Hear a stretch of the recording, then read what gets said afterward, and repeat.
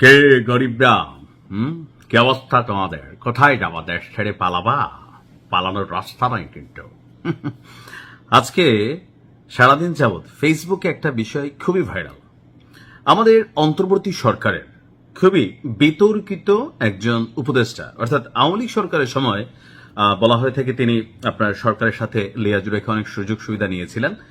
আবার যখন তিনি অন্তর্বর্তী সরকারের মধ্যে কানেক্ট হলেন সংস্কৃতি উপদেষ্টা অর্থাৎ আমাদের মোস্তফা সরোয়ার ফারুকী, তো উনি অ্যাপয়েন্টেড হওয়ার পর ওনাকে নিয়ে পিনাকি, তারপর হচ্ছে সাংবাদিক ইলিয়াস, অনেকেই অনেক ধরনের সমালোচনা করেছেন, কিন্তু ডক্টর ইউনূস তিনি তাকে তার ক্যাবিনেটে একদম শেষ দিন পর্যন্ত রেখেছিলেন।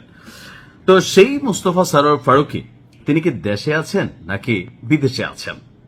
এখন এই যে বিদেশে আছেন তিনি কি দেশ ছেড়ে পালিয়ে গেলেন নাকি আসলে অন্য কোনো কাজে গেছেন? ইতিমধ্যে আপনারা জানেন বাংলা চলচ্চিত্রের এক সময়ের খুবই হিট নায়িকা অরুণা বিশ্বাস তিনি একটা ভিডিও করেছেন যে আমাদের সরকারের সাবেক উপদেষ্টা মোস্তফা সরোয়ার ফারুকী তিনি সপরিবারে স্ত্রী সন্তান নিয়ে অর্থাৎ তিশাকে নিয়ে তার বাচ্চাকে নিয়ে অস্ট্রেলিয়াতে পালিয়ে গেছেন। এখন অরুণা বিশ্বাসের এমন বক্তব্যের পর মুহূর্তের মধ্যে পুরো ভিডিওটা ভাইরাল হয়ে গেছে। আওয়ামী লীগের তারা খুশি, এই যে দেখো তুমি বাকিরা কোথায় পালাবা, সরোয়ার ফারুকী তো পালাই গেছে। তো আমরাও প্রথমে ভাবলাম যে আসলে পালাই গেছে, কিন্তু পরবর্তী সময় আমি দেখলাম মুস্তফা সরোয়ার ফারুকীর যে অফিসিয়াল পেজ সেখানে ঘাটাঘাটি করে দেখলাম যে না, তিনি পালান নাই। অর্থাৎ তিনি অস্ট্রেলিয়া গেছেন সত্যি, তবে দেশ ছেড়ে পালিয়ে যাননি। তিনি তার যে বক্তব্য যে একটা মহল তাকে ঘিরে বক্তব্য দিচ্ছে যে তিনি দেশ ছেড়ে পালিয়ে গেছেন, বেসিক্যালি তিনি একটা কাজে গিয়েছেন বা ছুটিতে গিয়েছেন এবং সেইখান থেকে নির্দিষ্ট সময়ের পর তিনি আবার বাংলাদেশে ব্যাক করে আসবেন।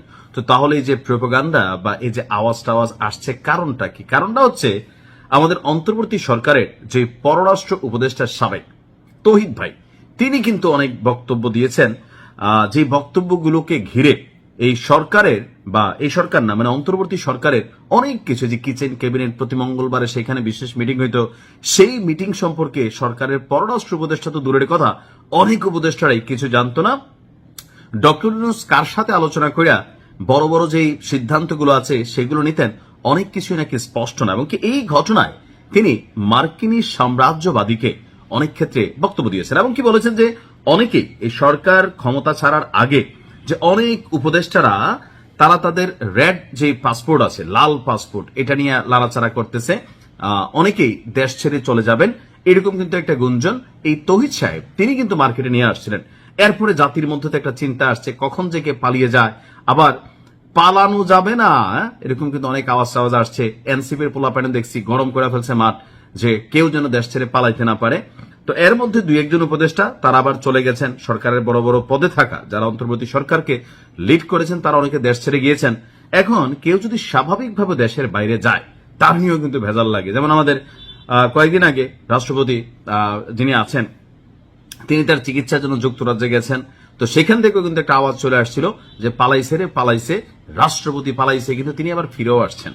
তো মোস্তফা সরোয়ার ফারুকীর বিষয়টা হচ্ছে যে এই সরকারের সাবেক সেই সরকারের অনেক উপদেষ্টারা দেশ ছেড়ে গোপনে পালিয়েছেন, অনেকে ফ্যামিলি সহ ওইখানে সেটেল হয়ে গেছেন। তো এখন যারা এমনিতে ঘুরতে যায় তো মনে করে যে আসলে পালাই গেছে, বাট আমি বিশ্বাস করি বা আমি বুঝি এই বিএনপি সরকার থাকাকালীন বা জামাতও যদি সরকার গঠন করে এই উপদেষ্টারা আসলে কেউ দেশ ছেড়ে পালাবে না, তাদের জন্য কোনো ধরনের ঝামেলা নেই। তবে প্রশ্ন হচ্ছে কখনো আওয়ামী লীগ আসলে, এটা বাংলাদেশের চিরাচরিত রাজনৈতিক নিয়ম, যেহেতু এবার ইতিহাসে একটা ভিন্ন রকম ঘটনা ঘটেছে, সো ইন ফিউচার হয়তো এগুলো নিয়ে অনেক নাড়াচাড়া হবে। তবে রাইট নাও মোস্তফা সরোয়ার ফারুকী তিনি পালান নাই, তিনি অস্ট্রেলিয়া আছেন, এমনকি খুব শীঘ্রই ফিরবেন। আমরাও দেখি তিনি কবে ফিরছেন। ভালো থাকবেন।